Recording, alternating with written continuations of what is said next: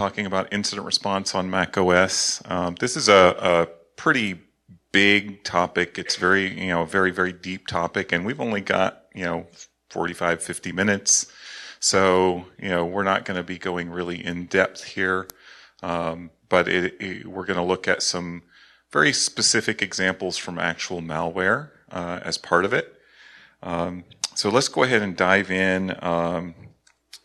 Before we get started, just a little bit about myself. My name's Thomas Reed. I work for Malwarebytes. I do a lot of threat research. I've been a Mac user since 1984, and I've been doing Mac threat research for over a decade now.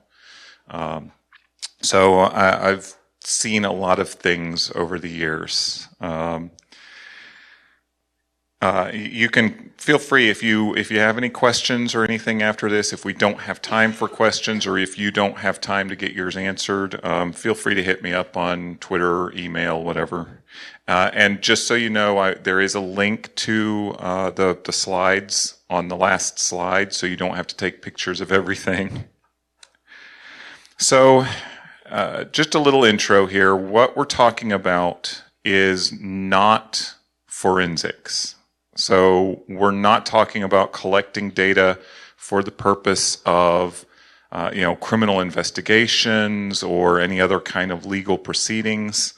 If you want to do that sort of thing, you really want to make sure that you have, very good and complete data, and that it can stand the test of time. So you have to get everything you're going to need, because maybe it's going to be a year from now when you finally actually need to use it. And if you need that sort of thing, I recommend using some kind of a professional company to do it. There are a lot of very good companies out there that will provide you the tools and the expertise that you need. So what we're talking about is more on the side of IR. So you have a machine, you think it's infected. Maybe this machine is new to your environment. Maybe it's a friend's machine. Doesn't have antivirus, doesn't have any kind of monitoring software or anything like that. And you want to figure out what happened. Is it infected? If so, what did it do? What did the malware do?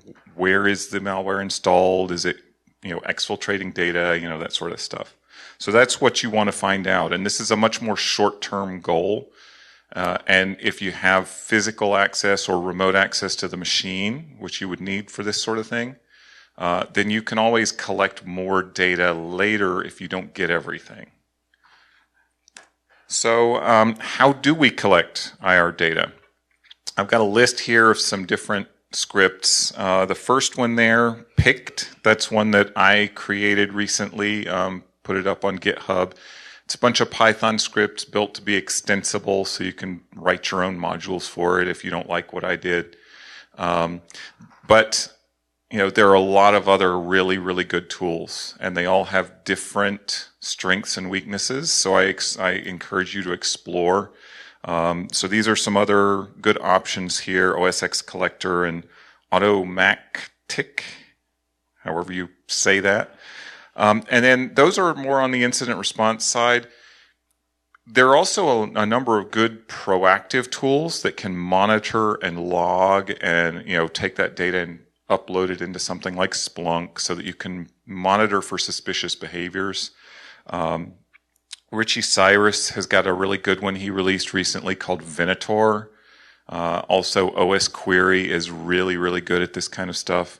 So you can actually avoid having to do some of this IR stuff if you have a proactive monitoring system in place. But for the purpose of this talk, we're assuming you don't. So I'm going to kind of breeze through this quickly so we have time to look at the more fun stuff here. So I'm going to just look at some of the basics of my tool just so that you know what we're looking at. We're going to, after we're done with this, we're going to look at 4 examples of actual malware and the data collected and how we can figure out what happened. So you can see here there's a screenshot of some of the data that my tool collects. It collects a whole bunch of aggregated data in some text files, as well as a dump of some system logs, and some artifacts from the system. So it'll actually grab some of the files, things like browser extensions, your bash history, that sort of thing. And it collects it, a whole bunch of this stuff that you can refer back to when you're doing IR. So a few specifics here. It's got a basic info file that collects just a lot of very basic information, time and date that you ran the collection, list of users on the system, logins, which security measures are turned on or off, things like is File Vault enabled, is system integrity protection turned on or off, that sort of thing. There's also a file where I enumerate all the files on the system with a limit. It does not actually dive into any directories that are protected by system integrity protection, because in theory those locations are immutable. You should not be able to modify them unless there's some kind of a vulnerability or SIP is turned off. But the most important information in here is really just the paths and the various timestamps created, modified, and accessed. There's also a lot of information about persistence. This is really key information when you're trying to analyze a malware infection, because almost all malware wants persistence. There are some exceptions. Not all malware does. Like there has been ransomware in the past that did not stay persistent. It just did, its encryption and then it was done. It doesn't care about persistence.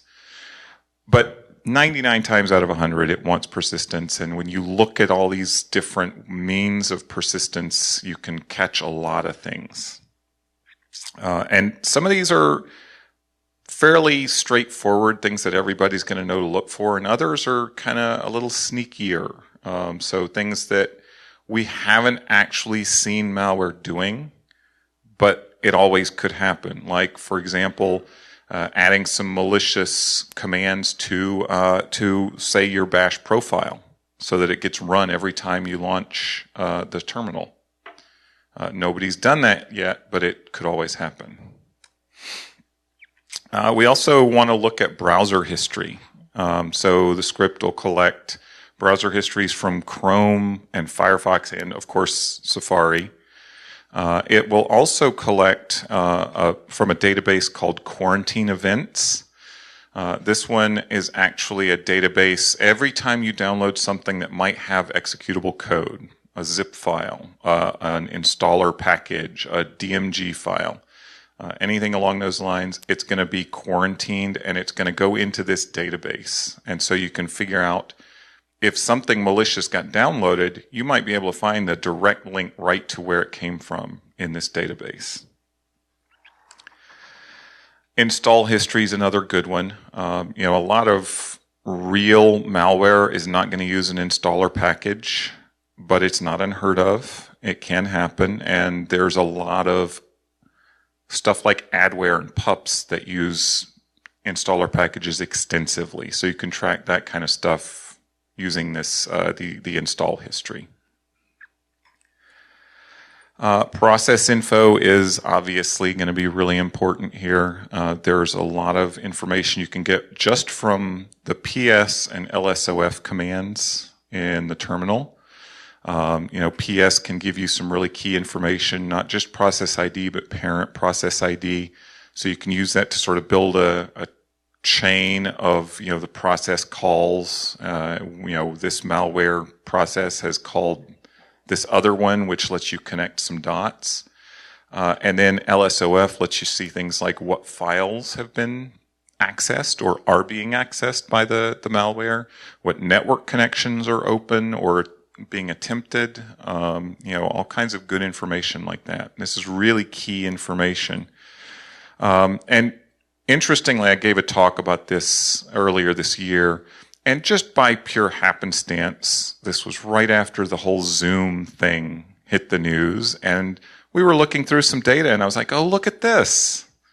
There's a Zoom opener process listening on a port. wonder what that is. Of course, it's that hidden little web server that Zoom so nicely installed on all Macs.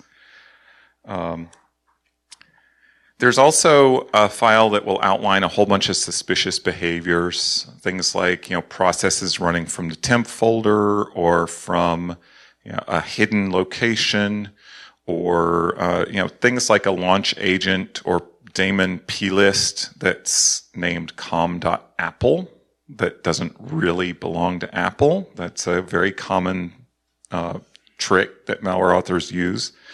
And you can see here Zoom got flagged again in my collection here because this nice little web server was running out of a hidden location.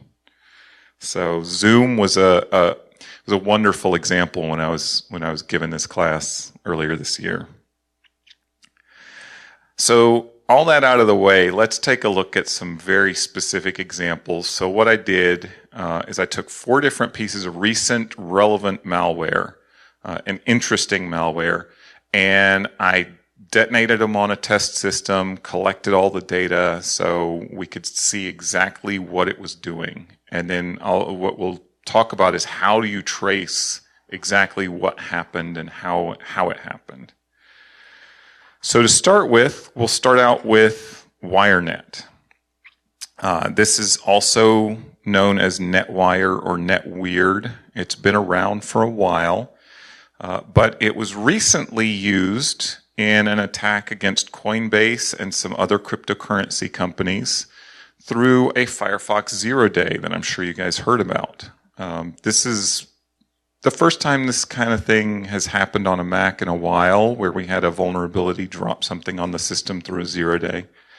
So this is pretty interesting. And prior to this, NetWire or Wirenet, whatever you want to call it, had not been seen since about 2014.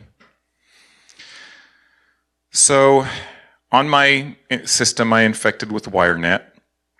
The first place I typically will go to look is in suspicious behaviors, because that's if there's something in there, it's really interesting to look at. Sometimes it's not necessarily malicious like Zoom stuff, but very often you're going to find malicious stuff in there.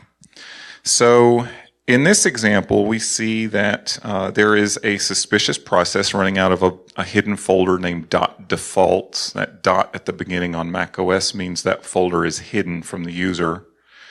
And we can see that process is running with a process ID of 529. We can also see there's a suspicious user launch agent. We don't know why it's been flagged as suspicious right now. The com.mac thing does look a little suspicious, but that's not necessarily bad. And we also don't know if these are related. Now, fortunately, the script also will collect all of these launch agent and daemon plists. So you'll have those available. You can go and refer to them. So you just grab that file, that com.mac.host.plist, and see what's in there. And right away you can see why that was flagged as suspicious as well, because it's running something from a hidden folder, from that .defaults folder.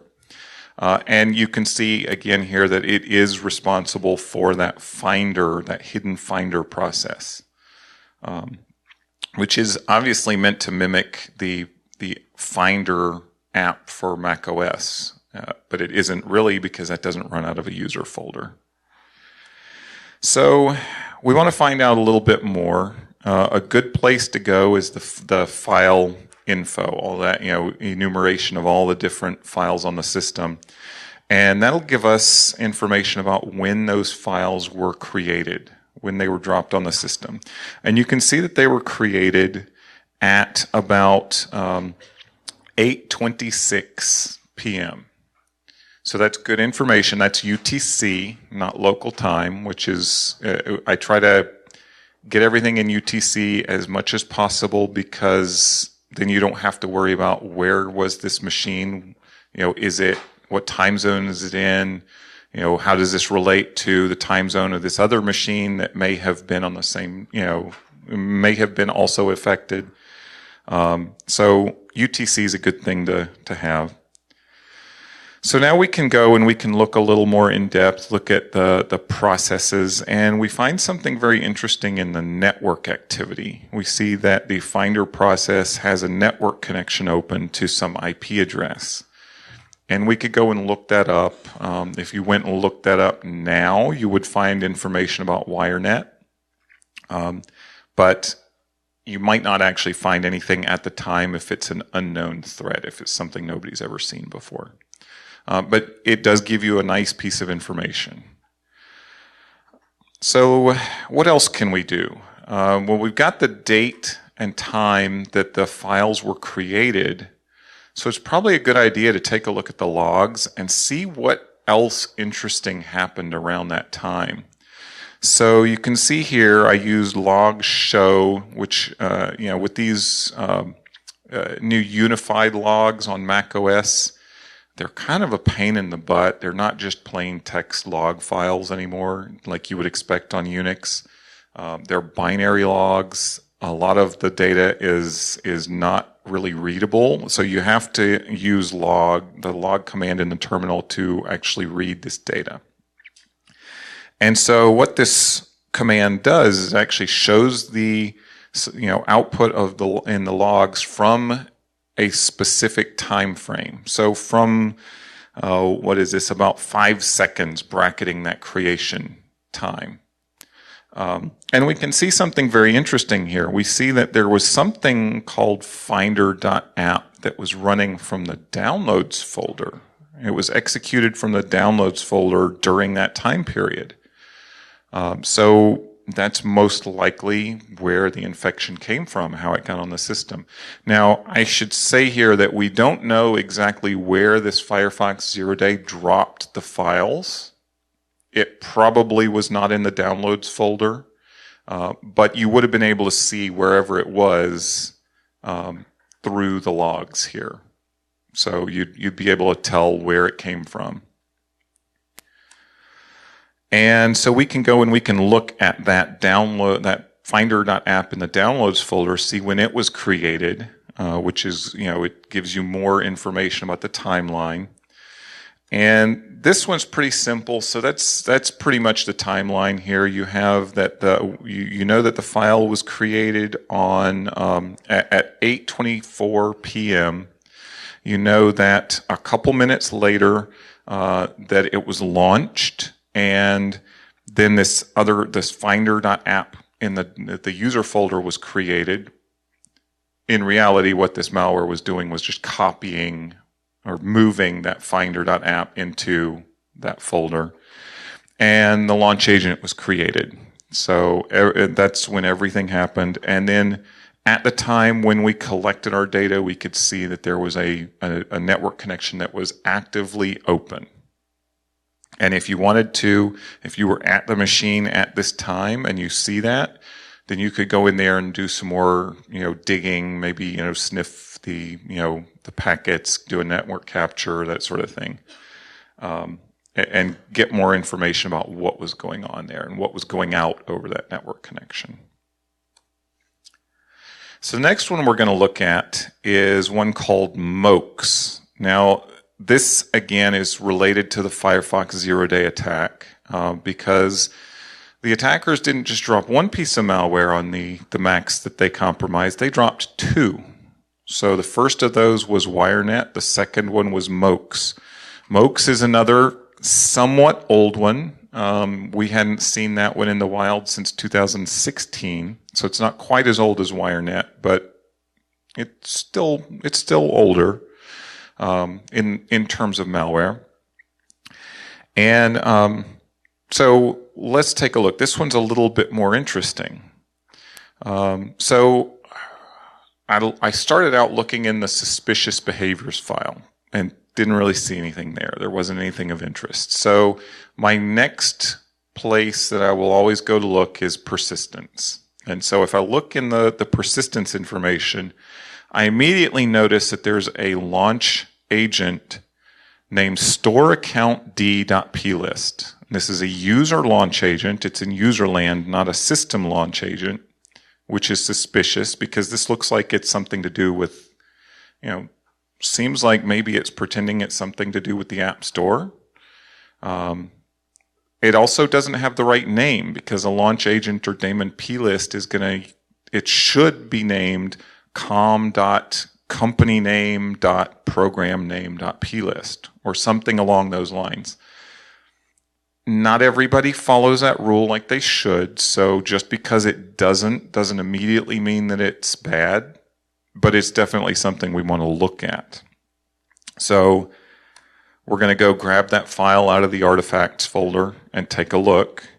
And we notice that it's running something called store account D out of a folder in the user folder called App Store. That's immediately, there's nothing good about that. It's pretending to be the App Store, but the legit App Store processes would be running out of system directories, not the user folder. So we know, at this point, there's nothing good about that. So let's dig a little deeper and look in the processes data, and we can get the process ID, which is 495. We see the parent process ID is 1, which is launch D. That is the parent process for just about everything, and certainly it's the parent process for something loaded via a launch agent. So makes a lot of sense. That's totally logical. We can also see that it was launched at 5:34 p.m. local time. Local time's a little bit of a problem because we want everything in UTC, right? So, and maybe we don't know what time zone this machine was in. So what do we do here? Fortunately, that basic info file we mentioned earlier, the very first line in there tells you when the collection was done, and it gives a date and a time both in local time and in UTC. So that's your map. You can use that to map whatever, any of these local time values that you might get into UTC. So we can see that this actually happened at 7:34 p.m. UTC. So that will help us match up with the other UTC times we'll have. So now we can go back and look in file info, and we can see when these files were created.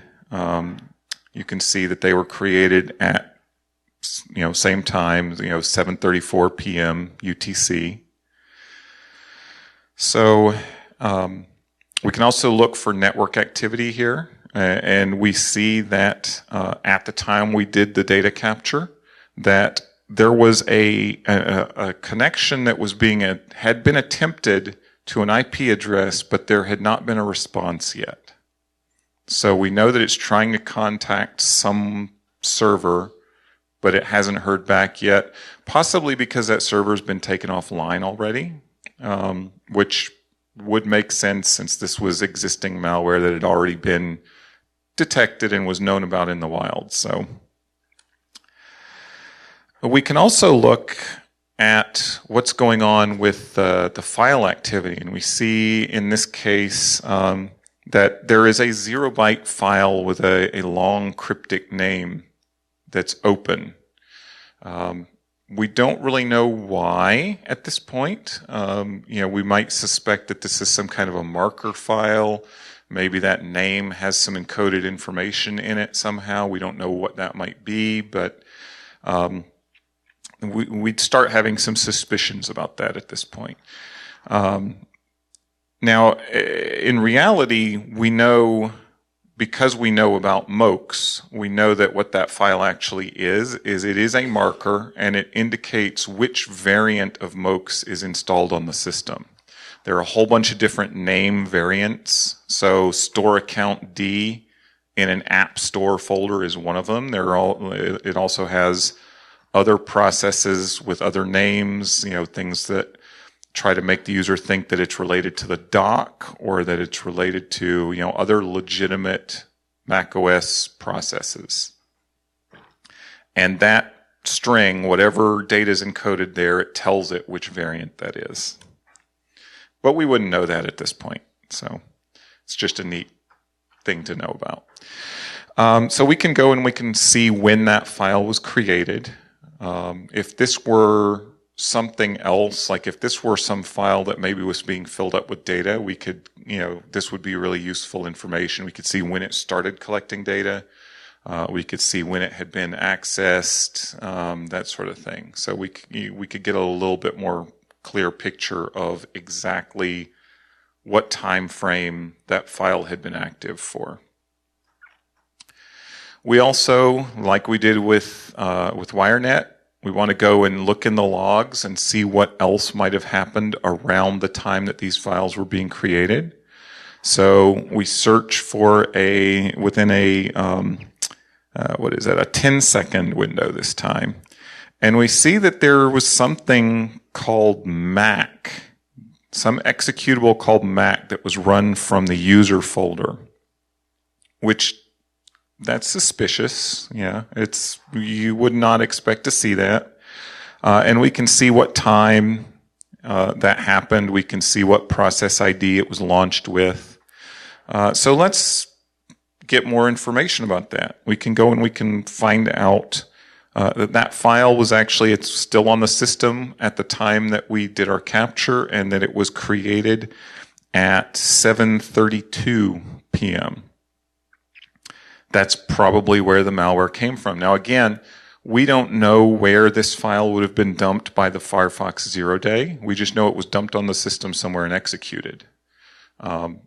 User folder might be a reasonable location. A temp folder might also, but for the purpose of this demo, it doesn't really matter. We'd be able to tell where that file was. And so we can reconstruct the timeline here. We see that the initial dropper was created on the system. We can see what time it was launched, just a little more than a minute later. In the real world, that probably wouldn't have been a minute. That minute was how long it took me between copying the file in place to launching it. So, and then just seconds later, we see that it had created store account D and the launch agent plist file. We see just shortly after that the marker file was created. And, again, if that were some exfiltration data file that was being created, we could see when it was created, when it was continuing to be accessed, and get sort of a window of time. And then at the time we did our data collection, we can see there was that network connection that was still waiting a response. All right, so the next one is unrelated to the Firefox 0 day now. So it's one called BirdMiner. I think you probably know right away just from the name. It's a cryptocurrency miner. So I am spoiling a little bit of the details for you here, but I couldn't have hidden it without hiding all detail about even the name. So this was actually distributed through a whole bunch of pirated audio software that was being distributed through a crack site. So people would go there, they download, some pirated audio app, and they install it on their system. They actually get the app, so they get they get their free cracked audio app, but they get a little extra something in addition. Yeah, well, yep. He said no, there's no such thing as a free meal, but they did get something for free. Now, this also uses a very interesting obfuscation technique that we're gonna figure out here. So once again, we start with suspicious processes and we see nothing. So we go to our fallback, which is persistence. And right away, these three weird launch daemons hit you in the face practically. I mean, you don't see words like this typically on a macOS system. com.heteroneura.plist, one called Mukden, and one called Tang. Those don't look legit at all. So, of course, we're going to dig into those. And we look at those and we see that the first two launch processes out of sort of randomly named folders. So one of them launches a process called AHT from a folder named PER, P-E-R. Another one launches something called Fulgora out of a folder named Q. So not at all suspicious, right? And then the third one actually launches something that was placed in user local bin called Augean. So lots more things to look at here. We're getting a lot of data, lots of things to find out about. So if we look in processes, we can track a bunch of this stuff down. We can see process IDs for all three of those things, and we can see that they were all run by bash. So whatever they are, it looks like they're bash scripts. We can also see what time they were launched in local time, and of course we can go back to basic info and map that to UTC. So we know that this was 11:36 a.m. UTC. And we can see that Augean was actually launched just a few minutes later for some reason. We don't know why yet. We can also, if we keep digging around in processes, what we can do is we can take those process IDs we got for those three processes and search for those. And we can find, oh, look, these are all parent processes of something else. So AHT is a parent process of something called PER, P-E-R, named just like the folder that we saw. Fulgora is a parent process of something called Q, again, just like that folder. And Augean is a parent process of sleep. So something must be, recurring here, and it's something happens and then it sleeps, and then happens again and then sleeps. If you look at the launch agent or the launch daemon files, you'll find that what's actually happening here for Augean is the launch daemon will launch it and then exit after it sleeps. But because the launch daemon has a keep alive property, it means that as soon as the process exits, it's going to relaunch.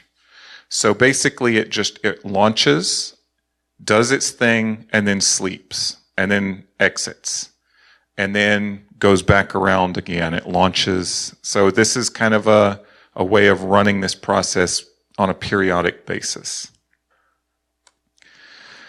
So if we look at PER and Q, both of those processes seem to be using a significant amount of processor time. So in this case, this was just a demo, so it's not like they were sitting there for weeks. In this case, they were sitting there for 7 minutes before I did the data collection. And in that 7 minutes, they each were using about 5 minutes and almost 20 seconds worth of processor time. In a 7-minute time period, that's probably not that significant. It could have been doing something, like initializing something, we don't know. But if you observe this over time, that would continue. That processor time would keep going up. And that would be an indication that this is probably a crypto miner, right? So we're starting to get this idea that maybe this is mining some kind of cryptocurrency. We can also see from the process data, it actually gives us all the arguments that these two processes were launched with. And there's something very interesting there. It's got all these command line arguments here, and these look kind of interesting. So first thing you'd probably want to do is take this information and go look it up on Google, right? Or some search engine. And if you do that, if you take Excel equals HVF and search for that on Google, the first 5 hits you're going to get are for something called QEMU. And it turns out that's a Linux virtual machine.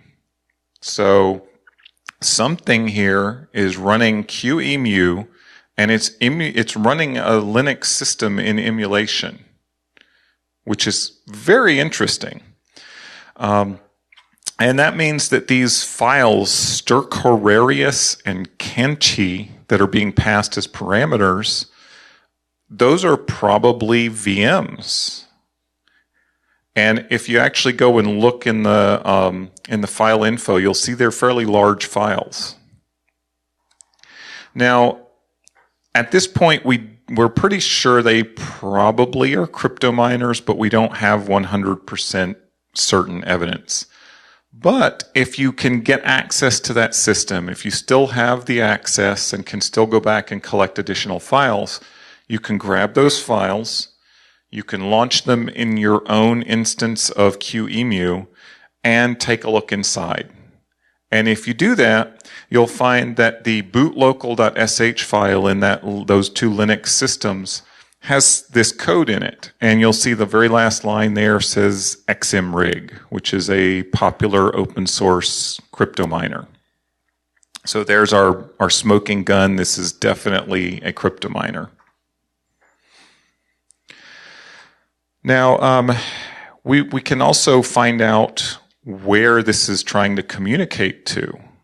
So we can look at the network info from LSOF, and we see Per and Q both have connections open to a subdomain of njlla, however you say that, .net, which is some hosting service. I'm not sure if it's a legit hosting service that was being abused, or if it was, totally malicious from the start. But we can see the domain name and we can see the IP address. The IP address is actually listed there, but if you don't trust that, the IP address in the domain, you can just do a lookup and find that's actually the correct IP address. And then you can look into the file info and see when all these files were created. And we can see that the AHT and Fulgora files were created on at 11:36 a.m. We don't have any data on when that Augean file was created, unfortunately. So if you remember earlier, I told you that this file in my script actually skips any directories that are protected by SIP. User is protected by SIP. And unfortunately, that means the whole directory gets skipped, even though there are some directories under it that are not protected by SIP. So, not the end of the world, especially if you have access to the system and could go back and grab the data that you missed. But maybe it's something that needs to be looked into at some point in the future for an improvement to the script. We can also see when the VM files, Stercorarius and Canchi, were created. They were created at 11:38 a.m. And finally, we can look at the installs file, and that's got some interesting information in it. It looks like something called Valhalla Vintage Verb was installed. That's an interesting name, but it is actually apparently a legitimate audio program that had been cracked by somebody and put up on this piracy site. So this was installed, and we can see that it was installed at 11:36 a.m., a little bit before all this bad stuff was happening.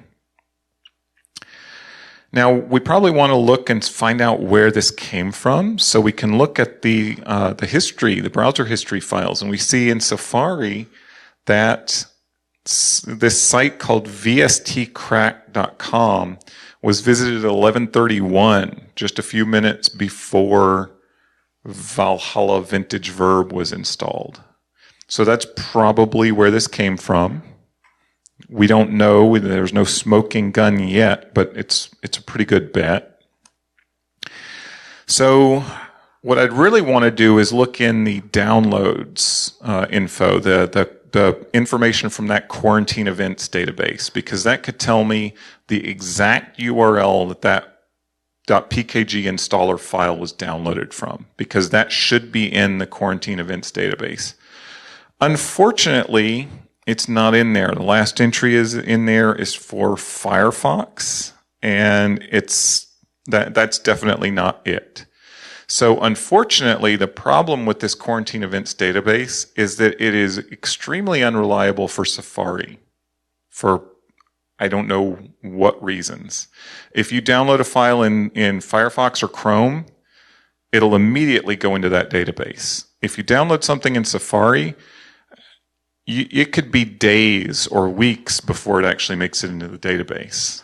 So that means there's kind of a little hole there where if somebody's downloading stuff through Safari, you may not be able to actually get the real URL, unfortunately.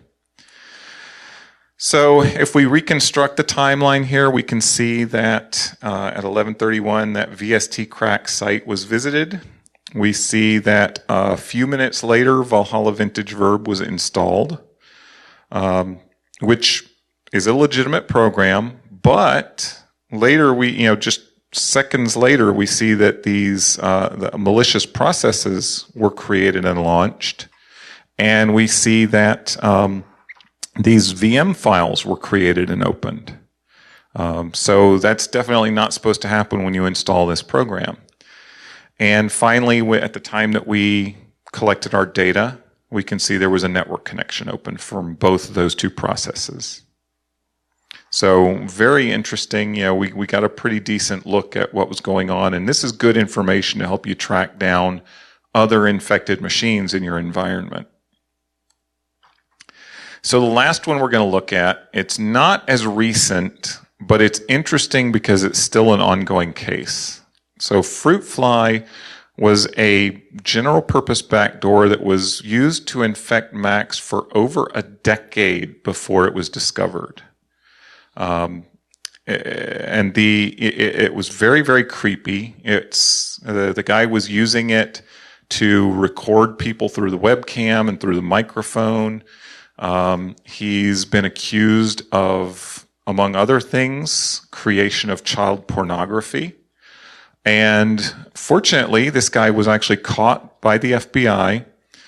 They got him, they got his laptop, all of his hardware. He's currently in prison up in Cleveland. He's still awaiting trial. It's been kind of dragging on for the last couple of years. But the evidence against him is strong. So let's take a look here. So we've got a system, it's infected. We don't know what it is yet. So we'll look at suspicious behaviors, and right away we see there's a launch agent in there called com.client.client.plist. But we don't know why it's suspicious yet. So let's take a look at that file. And we see that it's suspicious because it's launching a process out of a hidden .client file in the user folder. So that's highly suspicious. That's not normal behavior. We also see that it has the NSUI element flag set in the plist file, which means that this will not show up in the doc. So that's another sort of suspicious piece of information. So if we dig a little deeper, we look in processes and we find, well, wait a minute, there's nothing named .client running in the process list. So what's going on here? And we can look in persistence again, and there's actually, my scripts will collect the output of launch control list, which gives you process ID. So we can see that launch agent plist launched something with a process ID of 536. So we can go back and we can take a look at processes and we say, well, there is something with that process ID, but it's called Java, not .client. So what is this? It looks like maybe .client is something that's running Java. I'm not sure yet. So we dig a little deeper and look in the file activity here. And we see that for that process ID, the file is actually listed here, and the command is listed as Perl. So that suggests this is a Perl script that's running and running Java. And if you actually were able to collect that file, that .client file, and take a look at it, you'd find it is a Perl script with a data section at the end. And in that data section, there's a Mako binary, there's another Perl script, and there's a Java class. And these are all extracted by the script and executed. So let's find out when this file was created on the system. We can look at the file info data for that, and it's pretty clear. It was about 7:38 p.m. And we want to find out where this came from. So we take a look at the install history. We look at the browser history. We look at everything that we can that might tell us where this came from, and we find a whole lot of nothing. So how do we, doesn't look like this was downloaded and installed by the user. Doesn't look like it was probably from a 0-day, maybe, maybe not. So let's dig a little deeper. If we look at the bash history, then there's something really interesting there. You can see somebody's doing chmod plus x.client. So somebody's making it executable. Somebody's trying to load it with launch control. They're kind of fumbling around a bit, repeating some of these commands over and over, and then checking the results, and then trying again. And finally, they must get it right and log out. And we don't know, we may not know if that was physical access or remote. The logout at the end, though, suggests remote. So let's try and find out more about that. If we look in the system logs for that time period, and we've bracketed about 20 seconds here, there's something really interesting there. You can see SSHD had it had a connection open for user test from a local IP address, and we can see what time that happened. So somebody had used SSH to log into this machine, run a bunch of commands, and we can see that those commands were responsible for dropping the malware on the system. And this is exactly what Philip Durchinsky, the accused author of this malware, did for 10 years. Technically, this is from an FBI flash document that was TLP Amber, and as far as I know, still is. But somebody put it up on a website publicly, so I don't feel too bad about giving you a screenshot. So basically, this guy was known to find passwords, find credentials from data breaches, and use them to attack people's computers and get into them. So that was really interesting and creepy and a little different than most malware these days. So if we look at the timeline here, it's pretty simple. We see there was an SSH connection at a particular time. You see that shortly after that, the .client file was created. You'll see there was this interval of time during which all those commands were being executed, trying to get .client loaded and running persistently on the system. And then finally, at the time of collection, we could see that this Perl script was running something at least related to Java on the system persistently. So that's pretty good information. We can use that. And that's the conclusion here. As I said, this was really a very high-level skim over this topic. There's tons more information. I gave a full-day workshop on this earlier this year, and even a full day is not at all remotely enough time. So I encourage you, dig into this yourself. Please feel free to ask me questions. You can find the slides with my contact info, my GitHub, everything right there. I welcome any questions now or later. So anybody have any questions?